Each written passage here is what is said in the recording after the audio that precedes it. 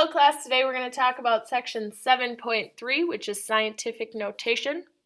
By the end of today's lesson, you'll be able to write numbers in scientific notation, get them out of scientific notation back into standard form, and learn how to multiply and divide these numbers using their exponents. So, scientific notation is a way to write very large or very small numbers.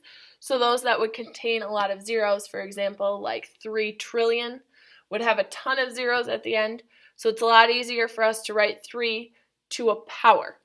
So our format here is going to be a times 10 to the nth power.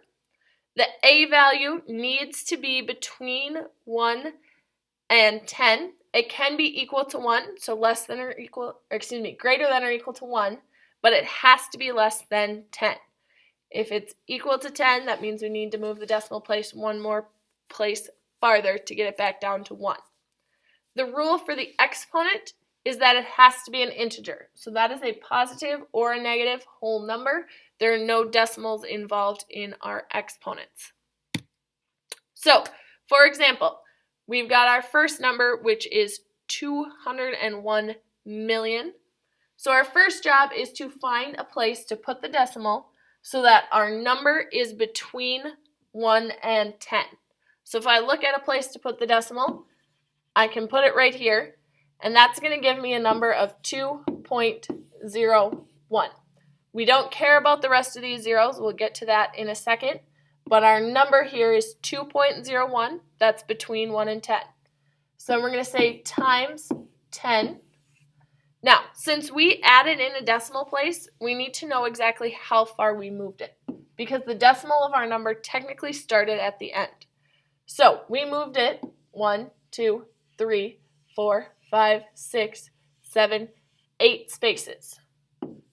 Since we moved it 8 spaces, that would mean in order to get back to this number, we need to move it back 8 spaces.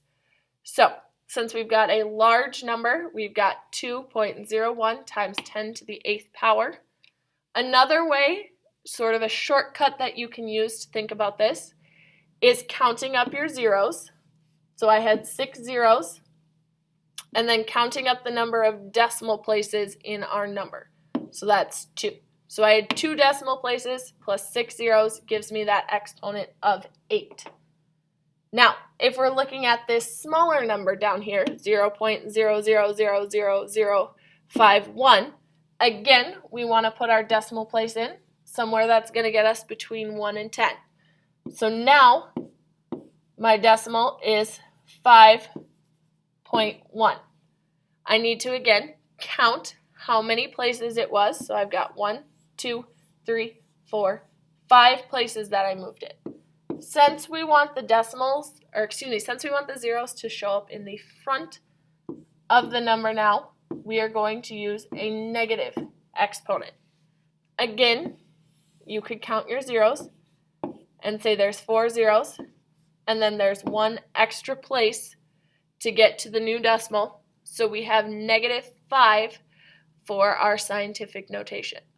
So when we have big numbers, our exponents are positive. When we have decimal numbers, our exponents are going to be negative. Go ahead and try this one on your own. So we put in our decimal place to get somewhere between 1 and 10. Counting up our spaces, I've got 1, 2, 3, 4, 5, 6, 7 zeros, and 1 extra space gives me a -8 for an exponent. If you have questions about converting numbers into scientific notation, let me know when you get to class. Our next job is to get them from scientific notation back into what we call standard form or numerical form. So we've got 6.32 times 10 to the 9th power. So what that is saying is we need to move our decimal and we need to go 9 spaces to the right since it is positive. So 1, 2 gets me to the number 632, but I need to move a total of 9 spaces, which means I need 7 more zeros on the end. It might also be helpful at the end to plug your commas back in so you know exactly where your numbers are at. On the flip side, this one, we've got 4 times 10 to the -7th power. That means since it's a negative, we're going to be adding those zeros in front. So we are moving to the left, so I'm going to start my 4 over here, and then I'm going to go 1 decimal place to get it in front of the 4, 2, 3, 4, 5, 6, 7, and that's where I'm going to put in my decimal. And then I'm going to go ahead. We always want to make sure that there is a number in front of our decimal point, so I'm going to put in that 0 point for our final answer. So we've got 0.00000004. Go ahead and try this one on your own. So we moved 3 spaces to get rid of the decimal, which means we need to add on another 4 zeros and then throwing those commas in at the end. If you have questions about getting numbers back into standard form, please let me know when you get to class. Last thing we're going to do here is talk about multiplication of our numbers in standard form. So what we want to do first is multiply our a values. So this 6.5 times 8.7. When I multiply those, I'm going to get 56.55. Then I've got times 10. Now we're going to follow our product rules for multiplication. So I've got 12 plus negative 15, which is going to give me an answer of negative 3. So we've got 56.55 times 10 to the negative 3rd power. There is something wrong with that answer. The issue is our number in front, 56.55, is not between 1 and 10. So what we need to do now is we need to move our decimal so that we can get it between 1 and 10. So that means I'm going to have to move it 1 decimal place to the right. So I've got 5.655 now times. Now we have to deal with our exponent. We have to figure out what that movement did to our exponent.